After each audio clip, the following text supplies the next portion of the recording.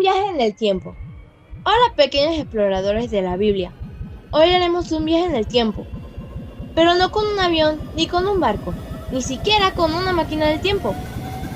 Lo haremos con nuestra imaginación y la palabra de Dios. ¿Están listos para viajar conmigo por la historia de algunos héroes y heroínas que confiaron en Dios? Abróchense los cinturones de la fe y comencemos. Ahora viajaremos a través de la historia mostrando un poco más de nuestros personajes, como nuestro primer personaje, Agar, alrededor del año 1900 a.C. Nuestra primera parada, Agar, Dios me ve. Miren, hemos llegado al desierto. Ahí está una mujer llamada Agar. Ella se siente sola y triste. Pero, ¿saben qué? Dios la ve y la escucha. Ella llama a Dios el que me ve. Primer personaje, Agar. Agar era una muchacha egipcia esclava de la esposa de Abraham, Sara. Sarai, mujer de Abraham, no le daba hijos, y ella tenía una sierva egipcia que se llamaba Agar. Dijo entonces Sarai a Abraham: «Ya ves que Jehová me ha hecho estéril. Te ruego, pues, que te llegues a mi sierva. Quizá tendré hijos de ella». Y atendió Abraham al ruego de Sarai. Agar quedó embarazada. Más tarde, Agar dio a luz un hijo a Abraham y le puso por nombre Ismael, como le había dicho el Señor. Este pecado ha resultado en siglos de tristeza y derramamiento de sangre, ya que los descendientes de Isaac, los judíos, e Ismael, los árabes, han sido enemigos desde los días de la Biblia. La historia de Agar está llena de la bondad de Dios, y podemos aprender de la forma en que Dios trabajó en la vida de Agar. Ella no era nadie, una esclava extranjera. Sin embargo, el Señor del cielo la vio en su angustia, proveyó para su necesidad y bendijo a su hijo porque era el hijo de Abraham.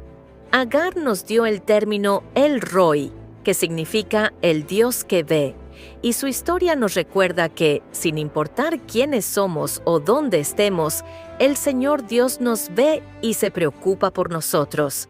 Él consolará y proveerá a cualquiera que se vuelva a Él, y siempre cumple sus promesas. Así aprendemos que Dios nunca nos abandona, aun cuando creemos estar solos. Unos 200 a 300 años después de Agar, encontramos a José. Entre los años 1700 y 1600 a.C., hemos llegado hacia nuestra segunda parada, José. Dios convierte el mal en bien. ¡Wow! Ahora estamos en Egipto, entre montones de granos de trigo. Este joven se llama José. Sus hermanos lo vendieron, pero Dios tenía un plan maravilloso para él. Segundo personaje, José. Yo soy José, nací en la tierra de Harán. Fui hijo de Jacob y de Raquel, descendiente directo de Abraham. Me dediqué a criar ovejas como toda mi familia. Fui el hijo preferido de mi padre, por un lado, porque nací durante su adultez, y por otro lado, porque destacaba entre todos por mis cualidades de amabilidad y pureza. La preferencia despertó tremendos celos en el resto de mis hermanos. No lo manifestaron, pero estaba ahí latente. Mi padre me obsequió una túnica de colores. Este regalo enojó aún más a mis hermanos. Dios se comunicaba conmigo a través de los sueños, luego Él los interpretaba. Para deshacerse de mí, mis hermanos me vendieron como esclavo al capitán de guardia del faraón, a cambio de 20 piezas de plata. Me caractericé por ser un hombre bondadoso y justo, que jamás se apartó de los lineamientos divinos, fidelidad y respeto al prójimo. Fui designado gobernador de Egipto. Todas las profecías se cumplieron.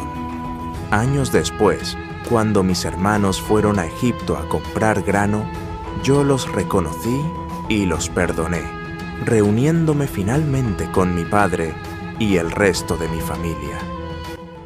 Aprendemos que Dios siempre puede sacar algo bueno, incluso de lo malo.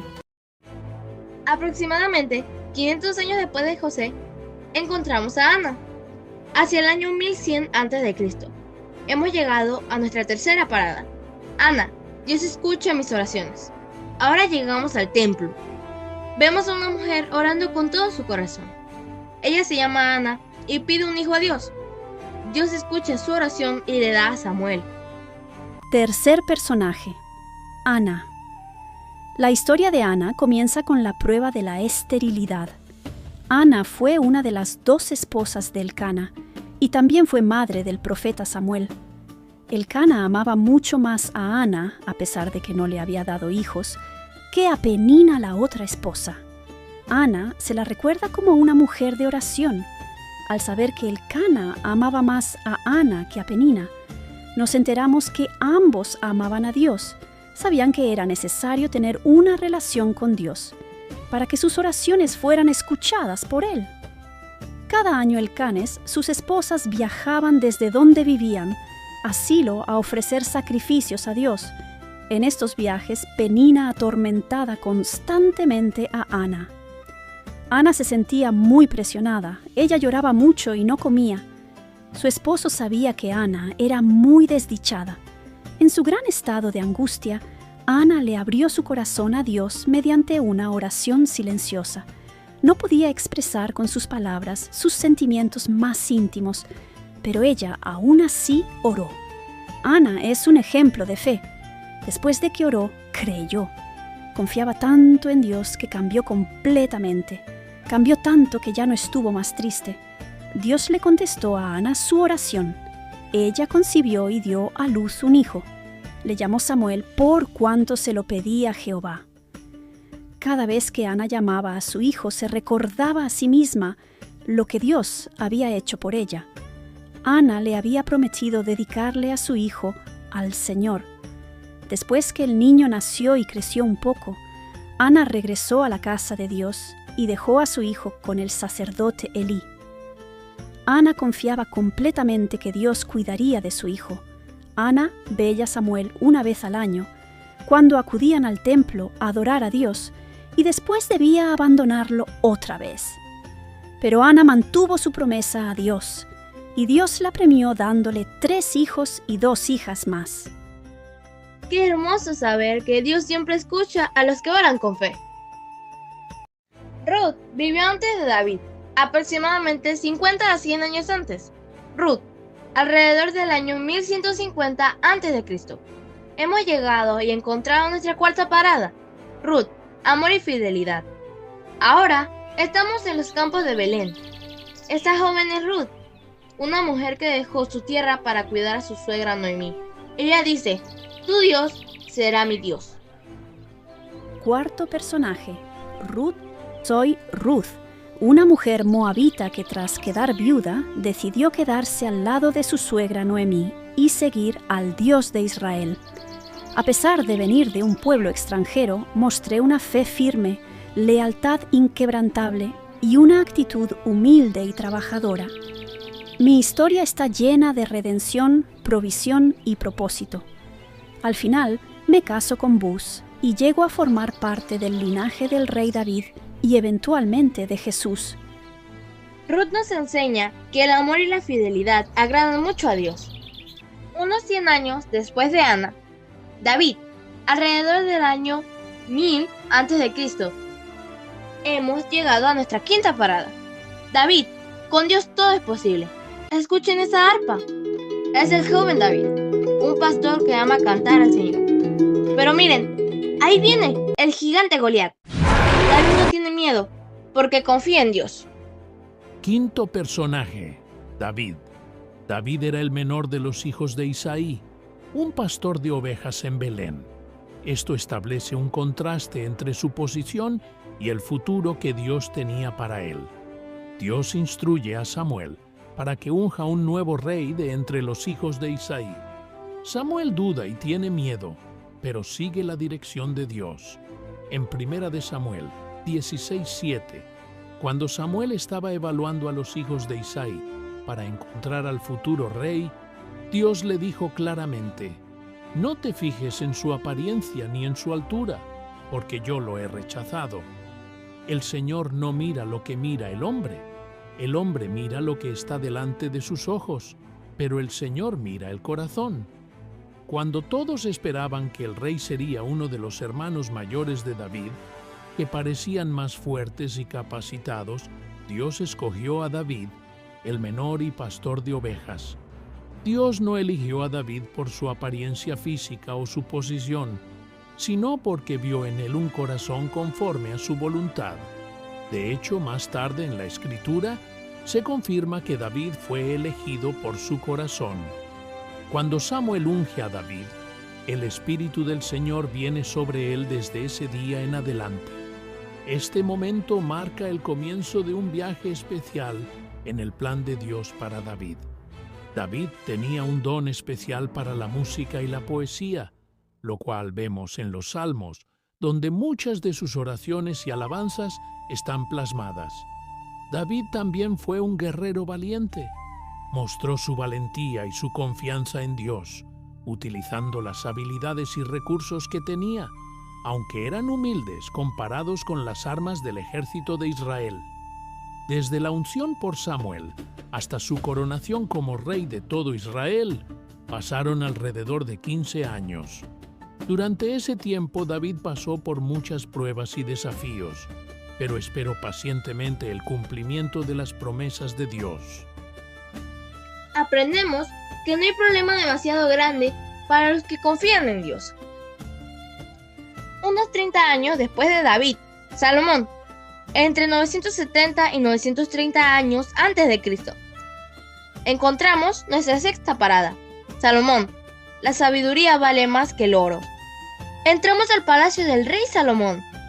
Dios le dijo que podía pedir lo que quisiera, pero Salomón no pidió riquezas, sino sabiduría para gobernar bien. ¡Qué elección tan sabia! Sexto personaje, Salomón. Mi nombre es Salomón. Fui un rey sabio de Israel y muy famoso por pedir sabiduría a Dios en lugar de riquezas, lo que me permitió resolver problemas difíciles como el caso de las dos mujeres que reclamaban al mismo bebé. Mi historia es también conocida como el rey que construyó el templo de Jerusalén y trajo gran riqueza a mi reino, pero luego me aparté de Dios, lo que trajo consecuencias al final de mi reinado. A pesar de los grandes aciertos, los últimos años de mi vida mostraron mis errores y debilidades. Me dejé llevar por la idolatría, casándome con muchas mujeres extranjeras y construí altares a dioses paganos. Hice alianzas cuestionables y sobrecargué al pueblo con impuestos. Moralmente, mi vida se apartó de los principios de Dios y espiritualmente, mi alianza con el Señor fue quebrantada. Mi historia enseña que la sabiduría y la fidelidad a Dios son esenciales para el éxito verdadero. Incluso alguien con inteligencia, poder y riquezas puede caer si se desvía. Mi ejemplo nos recuerda la importancia de equilibrar el talento, el liderazgo y la devoción espiritual para tener una vida plena y justa. Aprendemos que tener sabiduría de Dios vale más que cualquier tesoro. Unos 150 años después de Salomón, hallamos a Jonás, alrededor del año 780 a.C. Séptima parada, Jonás. Obedecer es mejor que huir. ¡Wow! Estamos en medio del mar. Vemos a un profeta llamado Jonás, que intenta huir del mandato de Dios, pero una gran tormenta lo alcanza y un pez enorme se lo traga. Séptimo personaje, Jonás. Mi nombre es Jonás, que significa paloma. Recibí la orden de Dios para ir a Nínive. En lugar de obedecer, huí hacia Tarsis en un barco. Dios envía una gran tormenta que pone en peligro la embarcación. Los marineros descubrieron que yo soy la causa de la tormenta y me lanzan al mar para calmarlo. Luego fui tragado por un gran pez y permanecí en su vientre durante 3 días y 3 noches. Dios ordena al pez que me vomite en tierra firme. Finalmente cumplí con su misión y prediqué el arrepentimiento a los habitantes de Nínive. Mi historia refuerza la idea de que Dios es misericordioso y perdonador. Con mi historia también podemos aprender. 1. No podemos huir de Dios. Jonás intentó irse lo más lejos posible a ver si Dios se olvidaba de él y de la misión que le había dado. 2. Dios perdona a los que se arrepienten de corazón. Los ninivitas escucharon la advertencia de Jonás, se arrepintieron de corazón ante Dios y Él los perdonó. 3. Dios ama hasta a los que nos parecen menos amables y les ofrece su salvación. Los de Nínive eran enemigos del pueblo de Dios, eran crueles y malvados. Sin embargo, Dios les envió una advertencia y les dio la oportunidad de arrepentirse, porque Dios ama a toda la humanidad. 4. Dios desea y espera la obediencia de sus hijos. Si amamos a Dios y somos sus hijos, debemos obedecerle. Aprendemos que obedecer a Dios siempre es el mejor camino. Unos 300 años después de Jonás, encontramos a Esther, alrededor del año 480 a.C. Llegamos a nuestra octava parada. Esther, valentía para hacer el bien. Ahora estamos en un hermoso palacio de Persia. Esa reina se llama Esther. Ella arriesgó su vida para salvar a su pueblo. Octavo personaje, Esther. Mi nombre es Esther. Me destaco por mi apariencia encantadora, además de mi belleza exterior. También poseo sabiduría y valentía, cualidades que me convirtieron en una gran mujer usada por Dios. Dios dirigió mi vida, llevándome a ser reina, y por eso pude ayudar a mi pueblo en el momento preciso. Dios conocía lo que sucedería, y me preparó para que yo fuera de ayuda y bendición. A pesar del miedo y la incertidumbre, yo mostré valentía, astucia, amor por mi pueblo y una gran fe en Dios. Lo que Dios hizo en mi vida. Dios cuidó de mí, guió mis pasos y usó mi vida como instrumento suyo para salvar al pueblo judío del exterminio. Soy huérfana y fui criada por Mardoqueo. Dios me elevó a la posición de reina de Persia, demostrando su poder para transformar vidas. Incluso en silencio, Dios condujo cada detalle, desde mi escogencia por el rey hasta el valor que tuve al presentarme ante el rey para interceder por mi pueblo. Mi historia también muestra que Dios prepara y posiciona personas en lugares estratégicos para cumplir sus propósitos, así como lo hizo conmigo. Dios transforma nuestras vidas para que seamos luz e instrumentos de salvación para otros. ¡Qué valiente! Aprendemos que Dios puede usar a personas valientes para cumplir sus planes. Unos 475 años después de Esther, encontramos a Elizabeth, hacia el 5º año antes de Cristo. Última parada, Elizabeth. Nada es imposible para Dios. Nuestro último viaje nos lleva al tiempo del nacimiento de Jesús. Vemos a una mujer llamada Elizabeth. Ella era mayor y no podía tener hijos, pero Dios le dio a Juan el Bautista. Noveno personaje, Elizabeth. Elizabeth en la Biblia era la esposa de un sacerdote llamado Zacarías. También era prima de María, la madre de Jesús. Elizabeth y Zacarías son llamados justos e irreprensibles. El nombre Elizabeth significa Dios es mi plenitud o juramento. En Lucas 1:5-25, Elizabeth, después de toda una vida sin tener hijos, queda embarazada en su vejez. Zacarías había orado para que ella concibiera. Finalmente sus oraciones fueron respondidas y Elizabeth pudo concebir, dio a luz a un hijo a quien llamó Juan. Será grande delante de Dios. Será lleno del Espíritu Santo, aún desde el vientre de su madre, y hará que muchos de los hijos de Israel se conviertan al Señor Dios de ellos.